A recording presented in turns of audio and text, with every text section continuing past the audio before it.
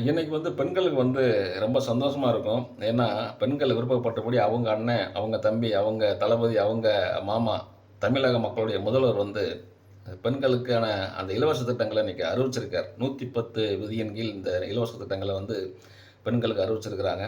அ காந்தி பொறந்த அக்டோபர் 2 அன்னைக்கு பெண்கள் தமிழகம் முழுக்க எல்லா பஸ்ஸுகள்லயும் இலவசமா அவங்க பயணத்த செஞ்சுக்கலாம் அப்படின்னு, வர்ற பொங்கல்ல இருந்து அறிவிச்ச 6 சிலிண்டருக்கு பதிலா 3 சிலிண்டர்கள் இலவசம் அப்படின்னு அந்த அறிவிப்புகள் பெண்களுக்காக அவர் கொடுத்திருக்காரு. அது மட்டும் இல்லாம, பரந்தூர் விமான நிலையம் கட்டுவதை தமிழக அரசு கைவிடுகிறது அப்படிங்கிற ஒரு அறிவிப்பையும் அறிவிச்சிருக்காரு.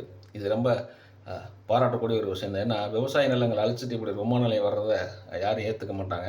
ஆனா, இந்த விமான நிலையத்துக்கு பதிலா வேற எங்க விமான நிலையம் கட்டப் போறீங்க அப்படிங்கிறதையும் உடனடியா நீங்க தெரிவிக்கணும். ஏன்னா, பக்கத்துல இருக்கிற ஆந்திரா, அந்த குப்பம்ங்கிற ஏரியாவுல விமான நிலையத்த கட்டுனாங்கன்னா, இங்க இருக்கிற கம்பெனிகள் அங்க போறதுக்கான வாய்ப்புகள் நெறையா இருக்கு. இளைஞர்களுடைய வேலைவாய்ப்பு பாதிக்கிறதுக்கான வாய்ப்புகளும் அதிகமா இருக்கு.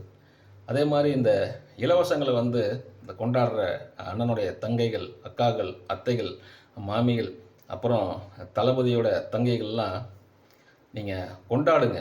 ஆனா, இந்த இலவசத்தினால என்னென்னவெல்லாம் விளைவுகள் வரும் அப்படிங்கிறது கொஞ்சம் யோசிச்சு செயல்படுங்க. ஏன்னா, அரசாங்கம் வாங்குற ஒவ்வொரு பைசா கடனும் நம்மளுடைய பொதுமக்களுடைய தலையில தான் அது கடனா விழியும். ஏன்னா, அண்ணனுடைய தங்கைகளா நீங்க இத சந்தோஷமா கொண்டாடலாம். ஆனா, பொதுமக்களா இருந்து நீங்க இத யோசிச்சீங்கன்னா, இதனுடைய அ அ பொருளாதார சீர்கேடு எந்த அளவுக்கு மக்கள பாதிக்கும் அப்படிங்கிறது உங்களுக்கு புரியும். அதனால ஐயா கமலஹாசன் அவர்கள் சொல்ற மாரி, இலவசங்கள் வேண்டான்னு சொல்லல. இலவசங்கள் இல்லாம இருந்தா நாடு நல்லா இருக்கும். அப்படின்னு தான் சொல்றேன்.